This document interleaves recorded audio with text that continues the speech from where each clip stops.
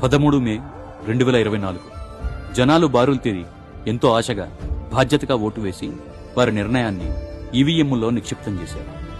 June 4న అఖండ ఆంధ్రావని ఆతృతగా ఎదురుచూస్తున్న తరుణంలో ఫలితాలు వచ్చాయి. ఈ ఫలితాలు కొందరికి ఆనందాన్ని నింపితే కొందరికి నిరాశను మిగిల్చాయి. సహజంగా రాజకీయాల్లో ఇదే జరుగుతూ ఉంటుంది. కానీ ఈసారి ఫలితాలు కొందరికి ఆశ్చర్యం కలిగిస్తే మరికొందరికి అనేక ప్రశ్నలు, అర్థంగాని పరిస్థితులు ఎన్నో మిగిల్చాయి. ఈరోజు నేను మీకు వాటన్నింటి గురించి చెప్పను, కానీ ఈ ఎన్నిక ఎలా జరిగింది అనే చిన్న కథ మీకు చెప్తాను, మీరే వినండి. తింటే గారెలు తినాలి, వింటే భారతం వినాలనే నానుడి మీరు వినే ఉంటారు.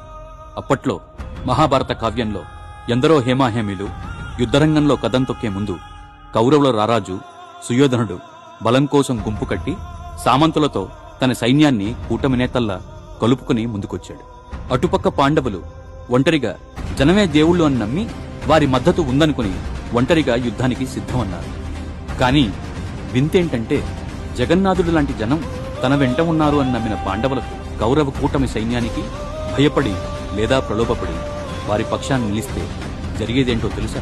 ధరణిని చెరపట్టాలనుకున్న హిరణ్యాక్షుడి వారసులు పీఠమెక్కుతారు. అబలతో ఆటలాడే రావణుడు సింహాసనాన్ని పంచుకుంటాడు. ప్రకృతి విలయతాండవం చేస్తుంది. అమాయక జనాల ఆక్రందనల నడుమ పాలన సాగుతుంది.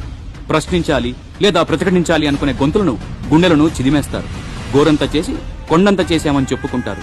వైఫల్యాలని కప్పిపుచ్చేందుకు అలవాటుగా అలవోకగా అబద్ధాలు చెప్పి ప్రత్యర్థిపై నెపాన్ని తోసేస్తారు. తాము మాత్రం చాలా మంచివారమని చెప్పుకుంటారు.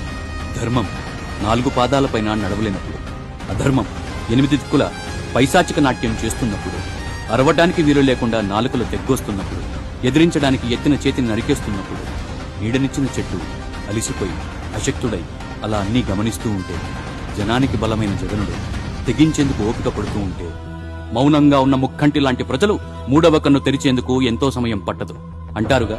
నిజం 4 గడపల తలుపు తట్టే ముందే అబద్ధం 6 ఊర్లు చుట్టి తిరిగి వస్తుందట. అలా అరిచి చెప్పిన అసత్యాల ముందు నికాసైన నిజం, నిస్వార్థమైన నిజం నీరుగారిపోయి తలదించిన జగన్. దించిన ప్రతి తల తిరిగి గర్వంగా పైకి లేవాలి. అవమానంతో అచేతనమైన ప్రతి కార్యకర్త మోహంలో చిరునవ్వు నింపాలి. యుద్ధం నీది, గెలుపు మాది. మమ్మల్ని గెలిపించే బాధ్యత నీది. నీతో నమ్మకంగా నడిచే మాట మాది. పోరాటం ఎంతకాలమైనా 5 ఏళ్లైనా వైఎస్ఆర్ జెండా పేదోడికి అండాదండ. నూతన ఉత్తేజంతో మళ్లీ ముందుకు పోదాం. ముగిసింది ఎన్నికల యుద్ధం మాత్రమే, కానీ ప్రజల కష్టం కాదు. మనం చెయ్యాల్సింది పోరాటం, ఆగదు మన ప్రయాణం.